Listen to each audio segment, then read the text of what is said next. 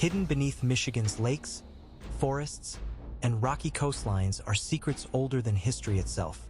Stone circles at the bottom of Lake Michigan, ancient copper mines worked by hands no one can trace, and legends of giants, lost civilizations, and strange beings still whispered about in the dark. These aren't ghost stories. They're real unsolved mysteries, with evidence, anomalies, and questions science can't yet answer. So get comfortable. Let's begin. The disappearance of Beaver Island's ancient copper culture. Long before maps carved out the contours of Michigan, before the Great Lakes had names in European tongues, and long before the hum of motors disturbed the pristine quiet of its ancient forests, there was a people. A people who knew the land not by measurement but by memory, who moved with the waters, not across them, who left behind no chronicles, no palaces, and no cathedrals, only silent evidence in copper. Tonight, let your mind gently drift to Beaver Island, a tranquil, forested island in northern Lake Michigan. It's a place known today for its remoteness and natural beauty, but buried beneath its soil and cloaked in time is one of the strangest archaeological enigmas the Midwest has ever known. An ancient copper culture that vanished without a trace. The island that whispers. Beaver Island is the largest island in Lake Michigan, a secluded world accessible only by ferry or small plane. It's quiet here, timeless, a place where deer graze unbothered, where the water reflects the mood of the sky, and where whispers of ancient stories seem to ride the wind through cedar groves and along rocky shores. To the casual visitor, it's a peaceful retreat. But to those who listen carefully, to the historians, the archaeologists, and the dreamers, Beaver Island hums with mystery. Beneath its trees and meadows, long before it became a fishing and logging hub in the 19th century, evidence suggests it was once part of a sprawling prehistoric network centered around copper. Not just any copper, but copper mined with an expertise that has baffled scientists. A purity nearly unmatched by modern standards. And an industry that predates written history. But who were these miners? How did they extract so much copper without iron tools? And why, after what appears to have been centuries of activity, did they disappear? Ancient copper mines of the Great Lakes. The mystery isn't confined to Beaver Island alone. The entire Lake Superior Basin, especially the Keweenaw Peninsula to the north, is rich in native copper deposits, some of the world's purest. And for thousands of years, long before Europeans set foot in the Americas, someone or something was mining it. Estimates suggest that over 500,000 tons of copper were removed from this region during prehistoric times. Yes, 500,000 tons. Without machinery, without steel, without modern tools. Hammerstones, smooth, round rocks used to break or have been found near ancient pits. Charcoal remnants hint at fire-setting techniques, where heat was used to crack stone. But the scale is so vast that even modern archaeologists struggle to explain it.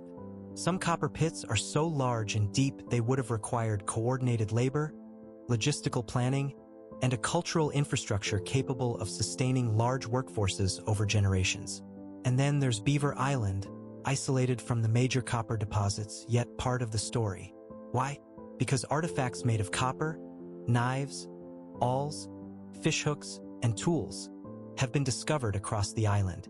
Even more curiously, some of these tools don't seem to belong to the historic tribes known to have inhabited the island.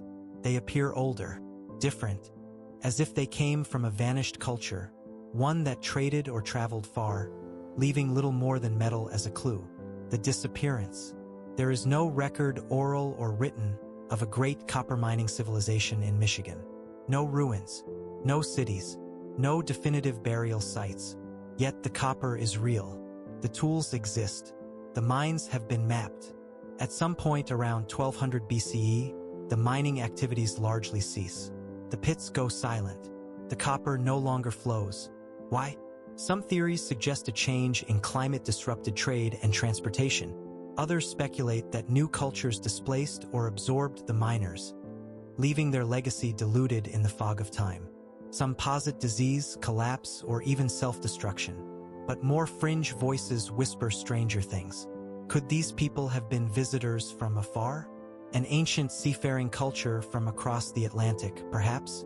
The idea is largely dismissed by mainstream academia, but it persists in folklore. And then, there's the question no one can seem to answer. Where did all that copper go? Of the estimated 500,000 tons mined, only a tiny fraction has been found in North American archaeological sites. Where is the rest? Did it corrode? Was it melted, reused, lost in shipwrecks? Or was it traded far beyond what we believe possible for ancient peoples? Strange alignments and forgotten circles. Beaver Island holds other secrets, too. Stone alignments, burial mounds, circular clearings in the forest that seem too intentional to be natural. In 1981, a small group of amateur archaeologists discovered what they believed to be a stone medicine wheel deep in the woods.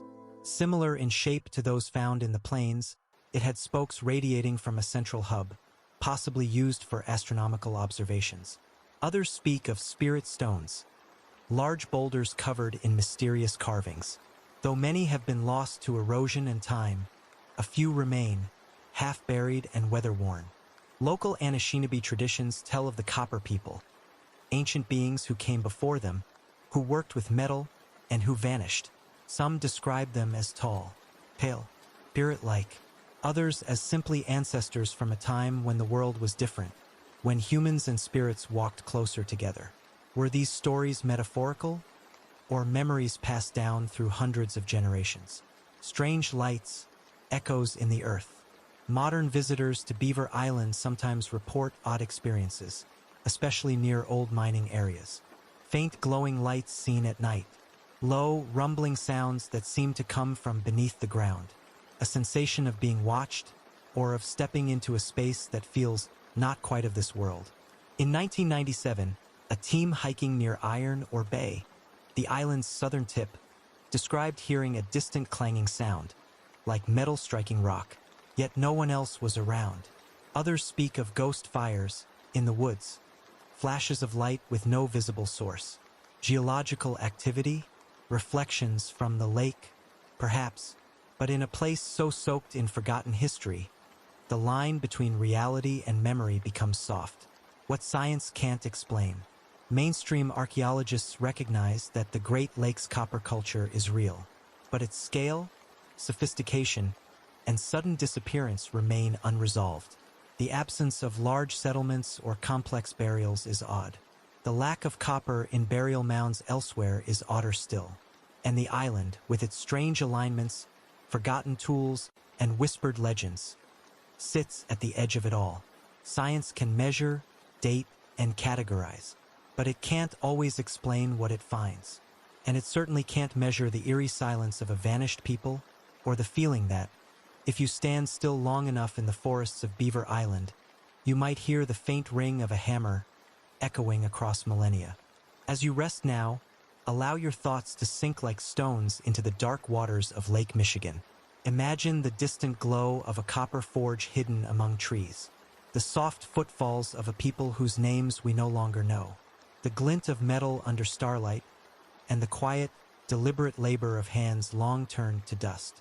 There are stories science cannot tell, because they live between facts, in the spaces where time forgets. And Beaver Island is full of those stories. Sleep now, traveler. There is much more to uncover in Michigan's unsolved ancient mysteries. Next, the Lake Michigan Stone Circle, an underwater Stonehenge beneath the waves. Beneath the still, glassy surface of Lake Michigan lies something unexpected, something forgotten, and something science cannot yet explain. It was the early 2000s when a small team of researchers, equipped with sonar imaging equipment, set out on a routine archaeological survey of the lakebed near Grand Traverse Bay. They weren't searching for anything mysterious, only looking to document sunken ships and geological formations as part of a mapping project. But what they discovered instead was a site that has since stirred quiet fascination and whispered legends. At a depth of around 40 feet, their sonar returned something strange, a ring of stones, large, deliberate, arranged in a circle that evoked a familiar name, Stonehenge. But this was no ancient English monument. This was something submerged, hidden for thousands of years beneath the inland sea of Michigan. Perfect underwater enigma, the sonar signature. The image that returned was not blurry. It was clear enough to show something geometric, linear, organized. The formation consisted of a circle of stones, some upright, others slightly tilted, resting on the lakebed like ancient sentinels forgotten by time. The team, led by Professor Mark Holley, an underwater archaeologist from Northwestern Michigan College, knew instantly that they had found something significant. But what was it? The rocks, ranging in size and shape, appeared intentionally placed. Some showed signs of human modification, chisel marks, patterns that may have once formed images. One stone in particular seemed to depict a carving, a petroglyph etched into its surface. And here the mystery deepened further, for the carving resembled a mastodon, an ancient, elephant-like creature believed to have gone extinct nearly 10,000 years ago. How could a human-carved image of a mastodon exist on the bottom of Lake Michigan? And what was a carefully arranged stone circle doing in the depths of an inland freshwater lake? A glacial past, a hidden world. To begin unraveling this mystery, we must go far back in time. Far beyond the founding of Michigan. Far beyond recorded history. Roughly 11,000 years ago, the last of the great glaciers retreated from this region. The ice melted, rivers swelled, and the land we now call Michigan transformed from frozen tundra to forest and freshwater. It's during this transitional time that Paleo-Indian people roamed the Great Lakes region. They hunted caribou and mastodons. They followed the edges of receding glaciers. And they may, just may, have marked their presence in ways now lost beneath the waves. Some researchers believe the stone circle could date back to that era, before the land was swallowed by water. Perhaps it once stood on dry ground, a place of ceremony, hunting coordination, or celestial observation. Something meaningful enough for ancient hands to place stone by stone. Could this submerged site be a preserved memory from that vanished landscape? The mastodon carving. The mastodon carving remains the most controversial and tantalizing part of the site. Only one stone seems to carry the image, and even that is a subject of debate. To some, it's clearly a mastodon, trunk and all, etched in deliberate lines by human hands. To others, it's just a natural pattern, an illusion formed by erosion and hope. Unfortunately, photographing the carving has proven difficult. The lake's murky waters, the depth, and the fragile nature of the stone itself make it almost impossible to document clearly. What we have are blurry sonar returns and a handful of grainy stills, just enough to keep the mystery alive. If it truly is a mastodon, the implications are profound. That would mean the carving and the circle date back at least 10,000 years, making it older than any known monument in North America. It would mean humans not only lived here then, but marked their presence in stone, in ritual, and in memory. And that changes everything. A place of power? In many indigenous traditions, circles of stone are not random. They mark power, balance, transitions between worlds. To some Native American scholars, the underwater formation resonates with these ideas. It may have been a gathering place, a site for offerings, a celestial calendar aligned with the movements of the sun, moon, or stars, or even a marker between the physical world and the spirit one. But if so, why here? Why beneath the cold, deep waters of Lake Michigan?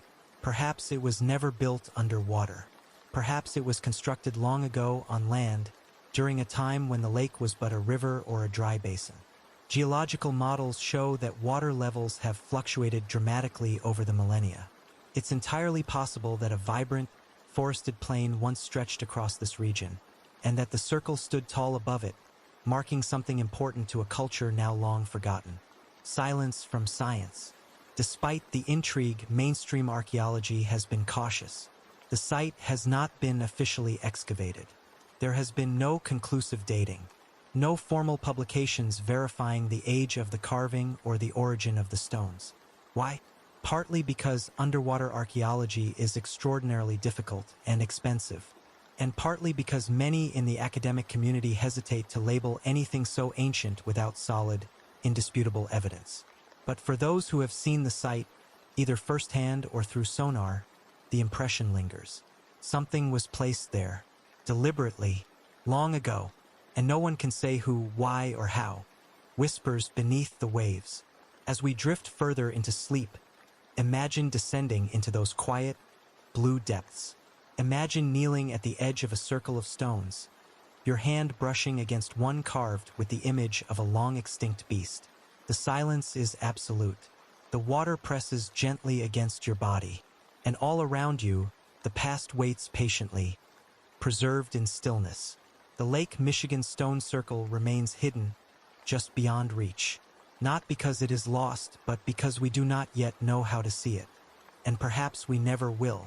But maybe that's the point. Maybe some mysteries are meant to rest quietly in the deep, waiting only for the gentle minds willing to dream with them. Next, the Grand Mound Anomaly, a forgotten structure older than time?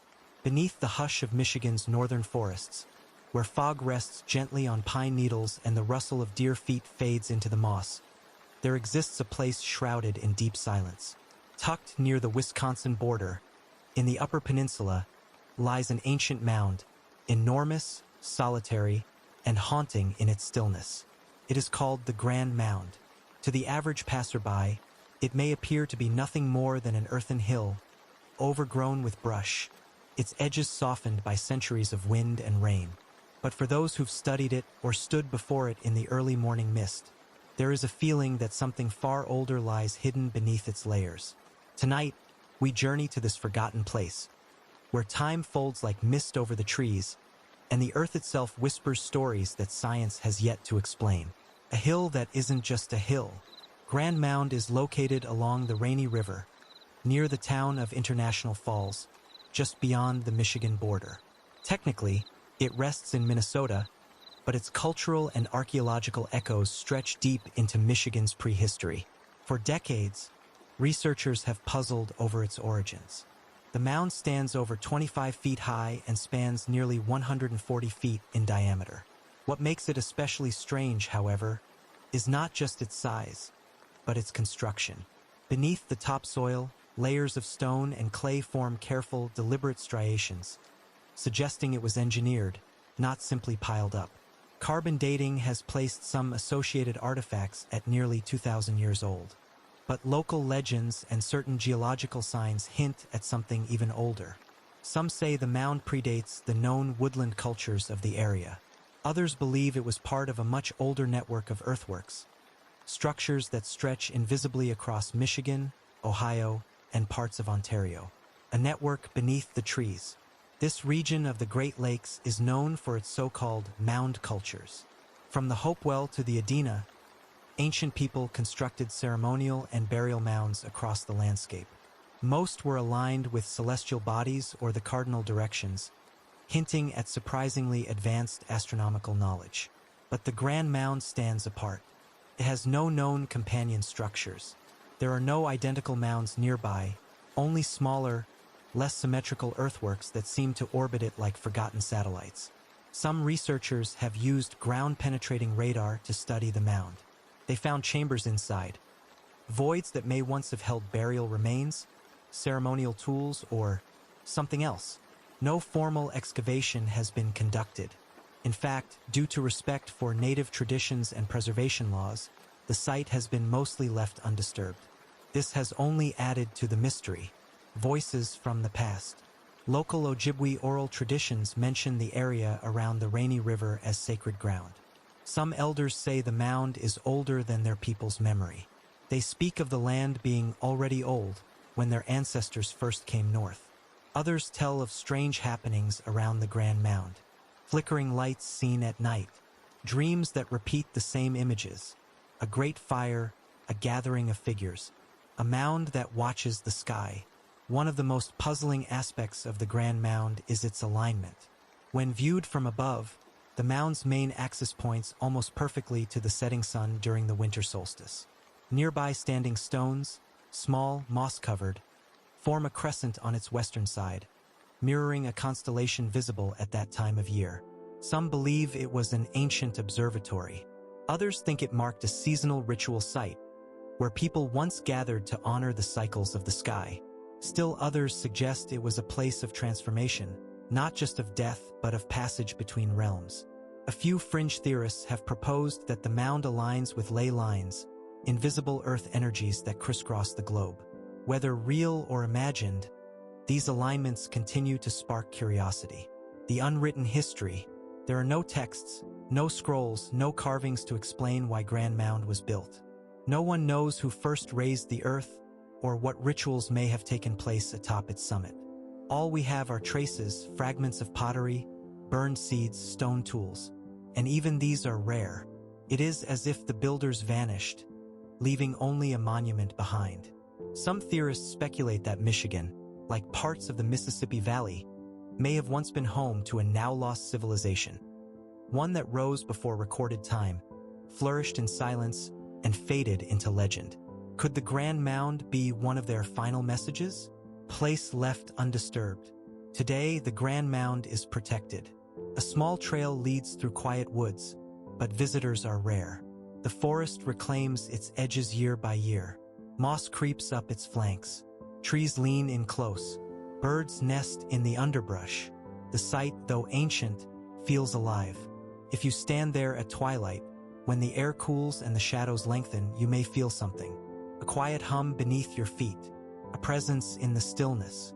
It's not frightening exactly, more like being watched by something that remembers, a mystery without end. As with so many of Michigan's unsolved ancient mysteries, the Grand Mound leaves us with more questions than answers. Who built it? Why?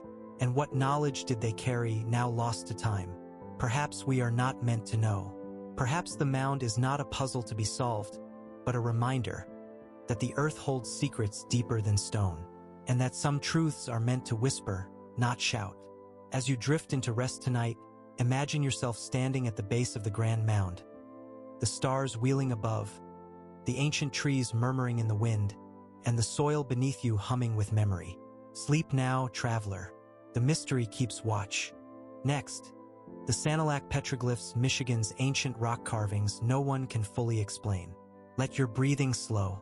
The world around you softens. As we move deeper into the forested heart of Michigan, a secret awaits us, etched not into paper, not told through legend, but carved directly into stone. Symbols older than memory, messages without a known language. Welcome to the Sanilac petroglyphs, whispers in stone, deep in the quiet woodlands of Michigan's Thumb region, where the wind drifts through tall pines and the soil holds the scent of centuries.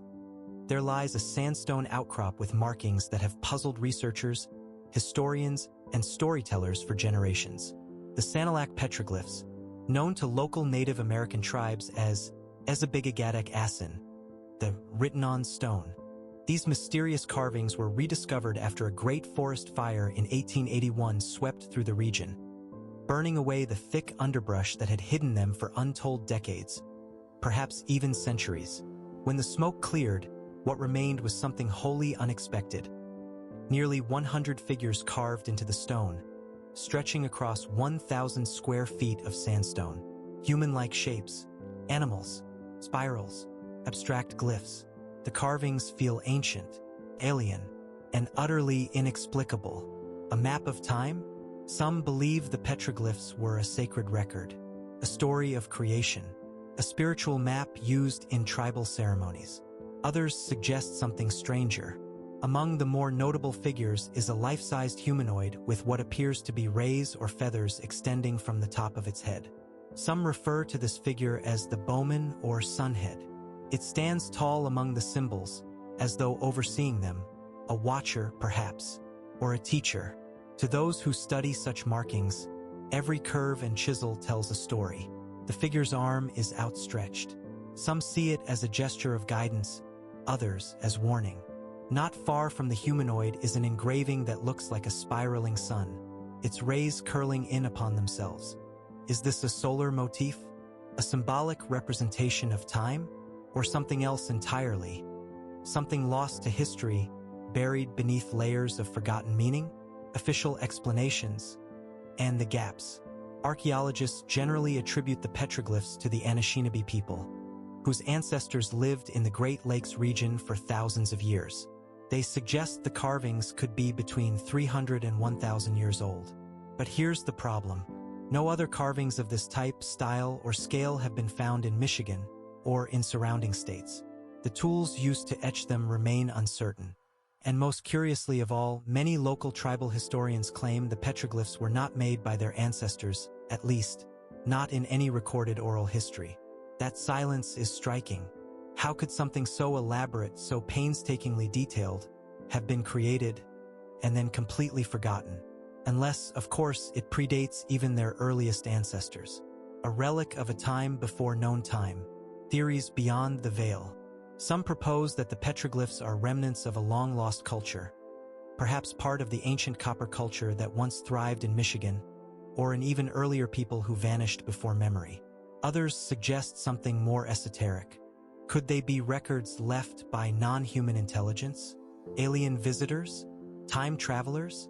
The spirals, the humanoid figures, and the geometric symmetry all mirror similar carvings found at sacred sites around the world, from Scotland's stone circles to the sun-carved glyphs of Peru. Coincidence or connection? In one particularly controversial interpretation, a few researchers point out that when viewed from above, using drone footage, the layout of the glyphs may mirror the alignment of stars. A celestial map, perhaps? If so, it begs the question, who carved them? And why were the stars so important? Erased by nature or design? Since their rediscovery, the petroglyphs have endured a slow, silent erosion. Rain, snow, time. But human actions have accelerated their disappearance. Visitors, unaware of their sacred and scientific value, have walked across the carvings, leaving behind boot prints, scratch marks, and worse. Some symbols are now nearly invisible, worn down not just by time, but by ignorance. More mysteriously, several figures reportedly documented in the 1800s no longer exist today.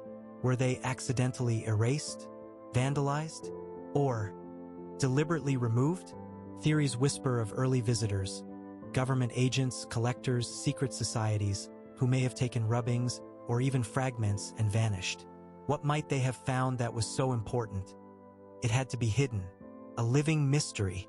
Today, the Sanilac petroglyphs are protected. They're enclosed by a fence, and visitors can tour the site during summer months. But there is little formal research taking place. Funding is scarce, and time, as always, moves on. Local tribes, particularly the Saginaw Chippewa Indian tribe, continue to visit the site for ceremonies. To them, the carvings are alive, not just symbols but spirits. Living stories still speaking if one knows how to listen. And perhaps they're right. As you let this mystery settle into your thoughts, imagine standing quietly in that shaded grove. The sandstone warm beneath your feet, the air thick with summer silence. A crow calls once in the distance. The wind rustles leaves above. You look down. A carved spiral glows faintly in the fading light. What does it mean? And who, so long ago, thought it important enough to carve into forever? Next, the Grand River burial mounds, echoes of a lost civilization. Close your eyes. Let your breath slow. Imagine the soft rustle of wind through ancient trees. Beneath your feet, the earth holds secrets, layers of memory piled upon memory. Tonight, we walk the quiet banks of the Grand River, where strange hills rise like forgotten echoes. These are not ordinary hills. They are burial mounds, and their origin, to this day, remains an unsolved mystery. Michigan's silent giants. In the tranquil heart of Michigan, winding through woods and meadows, the Grand River flows gently across the landscape. But along its banks, particularly near present-day Grand Rapids and further east, there once stood dozens of large, dome-shaped earthen mounds. They looked like natural hills at first glance. But in time, people came to understand these weren't random features of the terrain. They were built by hands long gone. Enormous burial mounds, constructed with care, precision, and a knowledge of astronomy and geometry that defied expectations. Some stood 15 feet tall. Others stretched over 200 feet in diameter. And yet, their creators are mostly unknown. Early settlers stumbled upon them. Some speculated they were Native American. Others insisted they were far older, perhaps remnants of a vanished race. What was their true purpose? Who built them? And how did knowledge of their construction vanish so completely? Echoes beneath the earth. The earliest written accounts of the Grand River mounds date back to the early 1800s. European settlers, carving roads and laying foundations, came across curious rises in the land. When they dug into them, they found bones, tools, ornamental stones, sometimes layers of ash or charcoal, burial chambers, and occasionally nothing at all, as if the earth itself had swallowed the past. Some mounds were carefully ringed with stones, others had timber-lined vaults within. In a few cases, the remains discovered inside appeared to be not of a single person, but multiple individuals, buried in layers, suggesting generations of use. Local indigenous tribes, when asked, often said they had no direct link to the mound builders. The mounds were ancient even to their ancestors. This puzzled many, because if not the known tribes, then who? And why here along the Grand River? A pattern in the landscape. Archaeologists who mapped the mounds over time noticed something striking. Their placement was not random. Some aligned with solstices, others mirrored constellations. A few, quite eerily, formed geometric shapes when plotted on a map, suggesting the builders had a grasp of sacred geometry, and possibly even long-distance surveying. What's more, the mounds clustered in regions near water. Not just any water, but often at junctions where rivers meet, places considered spiritually significant in many ancient traditions. Could the mound builders have come from a tradition of sky watchers and water worshippers? Or were they travelers from far away who left behind this symbolic footprint before vanishing? Forgotten science, vanished people. Some 19th century explorers believed the mounds were the work of a lost race. Early theories ranged from Atlanteans to ancient Phoenicians. Others tied them to the Hopewell culture, a sophisticated civilization that once stretched from the Ohio River Valley to parts of Michigan. The Hopewell people are known for their earthworks and ceremonial centers. But their influence in Michigan is only lightly documented, and many of the Grand River mounds predate clear Hopewell presence. Some might be as old as 2,000 to 3,000 years. And then, there are those who whisper older dates, much older. A few controversial researchers have suggested that some of the structures might date back 5,000 years or more. But the deeper you go into that mystery, the foggier the records become. Carbon dating is rare. Many of the mounds were destroyed before they could be studied. Others were simply forgotten, plowed over, built upon, or left to erode into the landscape. A sacred practice lost. The practice of mound building was not exclusive to one culture. Around the world, from ancient China to South America to Northern Europe, we see echoes of the same impulse, to bury the dead beneath great earthen monuments. In Michigan, some believe this knowledge may have passed from group to group, perhaps beginning with a very old culture that later vanished, its teachings absorbed by newcomers. Could the Grand River mounds be the final whispers of this forgotten tradition? Local legends occasionally speak of the old ones, people who came before the tribes, who built strange things and knew the earth. One tale tells of people who shaped the land into memory and buried their dreams under the stars. Whether these are literal accounts or poetic allegory, the mystery remains. Who were these builders? Why did they place their mounds with such care? And what wisdom have we lost beneath the soil, the dream of the earth? Tonight, as you rest, imagine those mounds under starlight. Picture ancient people walking with torches, singing songs now lost, carrying their loved ones to rest inside sacred hills. See the river nearby, whispering as it has for thousands of years. The air heavy with meaning, the night full of ceremony. The earth remembers, even if we do not. As the Grand River flows onward, so too do the mysteries buried beside it, waiting, whispering, and perhaps still dreaming. Next, the hidden mine tunnels of the Upper Peninsula, evidence of prehistoric miners? Close your eyes, breathe deeply. Picture the forested cliffs of Michigan's Upper Peninsula, wild, quiet, ancient. The wind rustles through cedar and birch, but below the surface, far beneath your feet, something older stirs. Winding tunnels, long abandoned, carved by unknown hands. Tonight, we descend into darkness, where miners worked not in modern times, but perhaps thousands of years ago. A copper mystery deep underground. Scattered across Michigan's Upper Peninsula are copper deposits that once helped power the rise of American industry. But long before 19th century miners struck the ground with steel and dynamite, someone else was here. In the remote reaches of Isle Royale and the Keweenaw Peninsula, early explorers uncovered open-pit mines and stone tools that didn't match the recent past. Hammerstones littered the ground. Some pits were over 30 feet deep. And the copper? It had already been extracted. No modern equipment. No trace of known historic cultures. Just quiet, ancient evidence of large-scale copper removal. Long before any documented civilization in North America had the technology to do so. This strange realization led to a staggering question. Who mined this copper? And where did they go? The tools they left behind. Among the most common artifacts found near the prehistoric mines are hammerstones, rounded rocks, often with telltale dents and polish from long-term use. Thousands of these have been uncovered around ancient mining pits in the Keweenaw.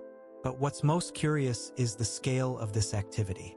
Some estimates suggest that over 500,000 tons of copper may have been removed by these early miners. An astonishing feat for a supposedly primitive society with no written records, no wheels, and no metal tools. Charcoal remnants in the mine pits date some of these sites back to 2000 BCE or earlier, suggesting that this mining began at least 4,000 years ago, possibly even more. And yet, there is no clear archaeological trail linking this enormous operation to any known civilization in the Americas. Where did the miners come from? Who coordinated such an undertaking? And most mysteriously, where did all the copper go? Vanished cargo, vanished people. That last question is what haunts researchers the most. The Great Lakes region has no record of a massive copper-consuming civilization at the time these prehistoric mines were active. Local indigenous cultures made limited use of native copper, mostly for small tools and ornamental items, not on the industrial scale the ancient mines suggest. So where did the copper end up? One theory, controversial yet persistent, is that this copper was exported, long before Columbus, to civilizations across the ocean. Some researchers propose that the Minoans, an ancient seafaring culture from the Mediterranean, may have made contact with North America as early as 1500 BCE. They point to the timing. The Minoan civilization's Bronze Age aligns with the peak of Michigan's copper mining. Bronze, after all, is a blend of tin and copper. And copper sources in the Old World couldn't have supported the massive demand seen during that era. Could ships have crossed the Atlantic centuries before mainstream history says they did, trading for pure Michigan copper? No proof exists, but the mystery deepens. Subterranean silence. Today, some of the ancient mine tunnels remain, though most are dangerous, caved in, or overgrown. A few lie beneath the waters of Lake Superior, swallowed by rising lake levels over millennia. What's fascinating is that many of these sites weren't fully documented. 19th century miners, upon discovering ancient pits, often simply expanded them, destroying whatever fragile evidence remained. And so we're left with fragments. A partially collapsed shaft here, a cluster of hammerstones there. In one case, a wooden support beam dated to over 3,000 years ago was found preserved in peat. But no bodies, no settlements, no clear culture linked to the work. It's as if the miners came, labored in silence, and vanished. Echoes in indigenous lore. Some indigenous oral histories speak of the copper, of people who came from afar long ago in great canoes. They worked the earth, traded with local tribes, and then departed. Whether these stories refer to mythical visitors or actual events is unknown. One legend tells of a shining people who emerged from the north and took copper from the hills. They were skilled and peaceful but left when the land no longer welcomed them. Another tale, told among the Ojibwe, warns of sacred copper veins and spirits who guard them. Perhaps, in these stories, there are echoes of the miners, now part of the spiritual landscape.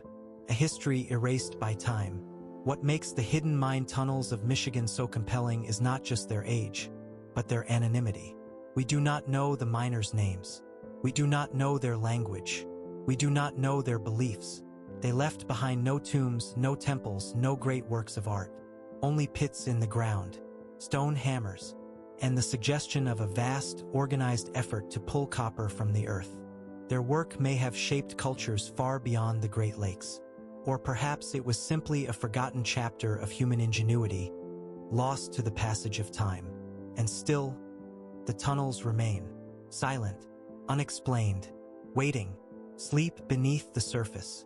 As you drift into sleep tonight, imagine walking through the forests of Isle Royale. The trees part, the moss-covered rocks mark the entrance to an ancient shaft. You descend slowly, the air cool, quiet, still. You hear echoes of tools, of breath, of purpose. They are gone, these miners, but their presence lingers. In stone, in silence, in mystery. Perhaps the earth never forgets. Perhaps you're not dreaming. Next, the Sleeping Bear Dunes legend, a geological wonder or ancient memory. Let your mind drift now to the western shore of Michigan's Lower Peninsula, where great golden dunes rise like waves turned to stone. The wind is gentle here, curling through dune grass, whispering across centuries. And there, just above the horizon, two small islands wait in the water, like eyes peeking from a sleeping face. This is the land of the Sleeping Bear Dunes, a place of natural wonder and ancient legend. But beneath the soft sands and tranquil winds, an age-old question stirs quietly. Did the land shape the story, or did the story shape the land? The legend of the Sleeping Bear. In the traditional stories of the Ojibwe people, the dunes are not merely hills of sand. They are sacred. They are memory. They are loss and love preserved in the shape of the earth. According to the tale passed down through generations, a mother bear and her two cubs fled a massive forest fire on the western shore of Lake Michigan, swimming for miles toward the opposite shore.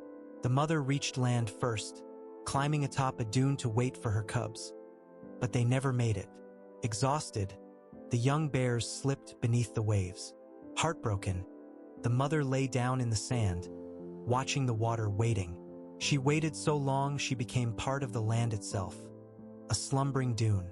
And the Great Spirit, moved by her love, created two small islands, North and South Manitou, to mark where her cubs had fallen.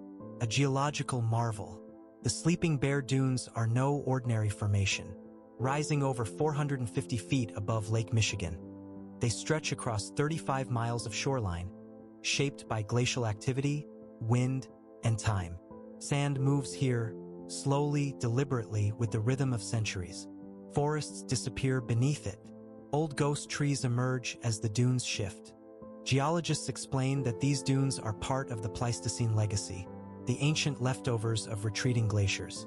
They note that the Manitou Islands are drumlins, smooth, teardrop-shaped hills formed under ice sheets. All of this is true, and yet, the legend remains. Strong, persistent, specific. Why? Could the Ojibwe story, passed down orally for generations, be more than metaphor? Could it reflect a memory of glacial migration, encoded not in rock, but in myth? The memory in myth. Recent scholars and anthropologists have begun exploring the concept of geomythology, the idea that legends and myths can preserve real geological events, volcanic eruptions, floods, earthquakes, glacial movements. Indigenous oral traditions across the globe have, on more than one occasion, proven astonishingly accurate when cross-referenced with modern geological findings. Could the legend of the Sleeping Bear Dunes be another example? Some believe that the story of the mother bear and her cubs is a cultural echo of the immense hardship early peoples may have endured during glacial melts or catastrophic fires. The swimming bears may represent a migration, a crossing, a loss of life during an ancient cataclysm. The dune, place of remembrance. The islands, markers. In this view, the story becomes more than a tale, it becomes a kind of ancient archive. Sacred geography. For the Ojibwe and other native peoples of the Great Lakes, the land is never just land. It is alive with meaning. Rocks are grandfathers. Lakes are stories. Trees are relatives. The Sleeping Bear Dunes, in this worldview, are not simply scenic wonders to be photographed and climbed. They are a resting spirit, a monument to devotion, perseverance, and grief. In a modern world where stories are increasingly digital and fleeting, this enduring legend, told quietly by firesides, passed from grandmother to child, reminds us of something ancient. That meaning can be shaped by wind, that love can be held in sand. Science and silence. Modern tourists visiting the dunes rarely hear the full story. They snap photos. They climb the ridges. They marvel at the views. Some may read a park plaque about the legend. A few might learn its name in Anishinaabe Mishabizhu, though the bear in the tale is often unnamed. But few stop to wonder how long this story has lingered in the minds of those who lived here first. Fewer still ask, how did this story survive for so long, with such detail and such heart? A place between worlds. As night falls over the dunes, the sky grows dark and stars begin to emerge over the black waters of Lake Michigan. The two islands, North and South Manitou, are faint shapes now, shadows on the horizon. The wind hushes, the dune grows quiet, and in that silence, you may just feel the presence of something ancient watching from the sands. Waiting, not for cubs, perhaps, but for remembrance. A memory of bears and fire and waves. A memory of love so powerful it shaped the land. Number. The Bigfoot Files of the Upper Peninsula, Ancient Legends or Hidden Reality. A vast northern wilderness. Towering pines. Silent snow. A hush that stretches for miles. You're deep in Michigan's Upper Peninsula now. A place where the stars seem closer and time drifts like fog across forgotten logging roads. But in this isolation, something walks the woods. Something that leaves behind giant footprints, eerie howls, and stories that refuse to fade. They call it Bigfoot. But to many in Michigan, especially among the indigenous communities, this creature is older, stranger, and perhaps more real than we care to admit. Tonight, we follow its shadow. A long history of sightings.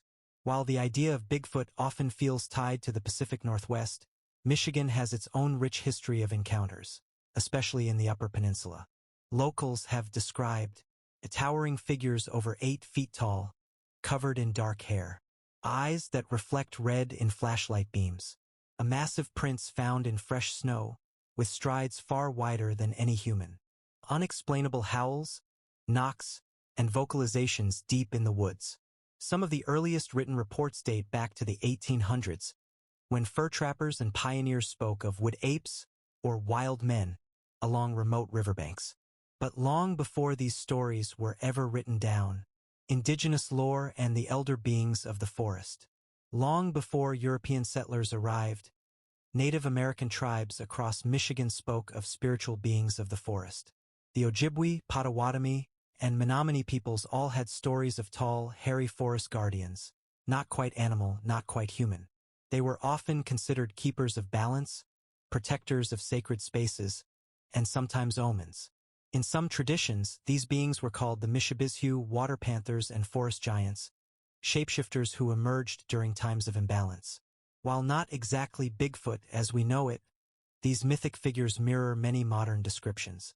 Could it be that today's Bigfoot sightings are echoes of much older encounters?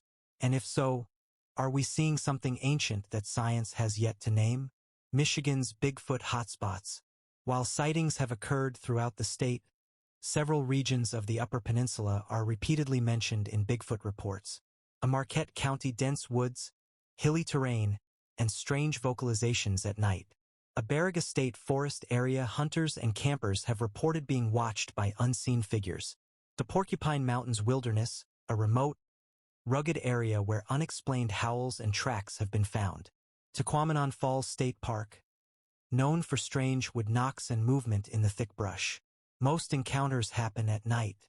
Sometimes the witnesses are seasoned outdoorsmen who know the woods and what shouldn't be there. One witness described walking a familiar trail at dusk when he froze. There was a tall silhouette among the trees, standing still, watching. Then it was gone. No sound, no trail, just a memory etched into the trees. The Michigan Bigfoot reports. Organizations like the Bigfoot Field Researchers Organization, BFRO, have collected dozens of reports from Michigan alone. One of the most striking accounts came from 1997 near Seney, where a man and his teenage son were camping. They awoke to loud breathing outside their tent. When they emerged, they saw a figure 9 feet tall walking along the tree line. It vanished without a trace. In another case, in 2012 near Ironwood, 2 snowmobilers spotted a massive bipedal figure crossing a frozen creek. They followed the tracks, enormous, barefoot prints in the snow, until they suddenly stopped, as if the creature had vanished. Scientific skepticism and the absence of proof. Despite the abundance of stories, there is no conclusive physical evidence. No bones, no verified hair samples, no DNA. Skeptics argue a misidentification of bears, moose, or humans, fabricated stories and internet-age myths, a psychological phenomena, the mind filling in blanks in the dark woods. And yet, scientists have also failed to fully explore the most remote parts of the UP. Vast areas remain untouched, especially in winter. Could something live in those woods, smart enough to avoid us? Even Jane Goodall once said she was open to the idea of Bigfoot. Not because she had seen one, but because cultures all around the world, from the Yeti to the Yowie, have eerily similar stories. A state of mystery. In Michigan, Bigfoot is more than a cryptid. It's part of a shared folklore, a whisper in the trees, and a reflection of the wilderness we haven't yet conquered. Some say it's just stories. Others, they still remember what they saw. As the snow falls quietly on the Upper Peninsula, somewhere in the shadows, something walks. Not a ghost, not a man, not a beast, but something. And for now, that mystery remains untouched, just like the snow on a hidden forest trail.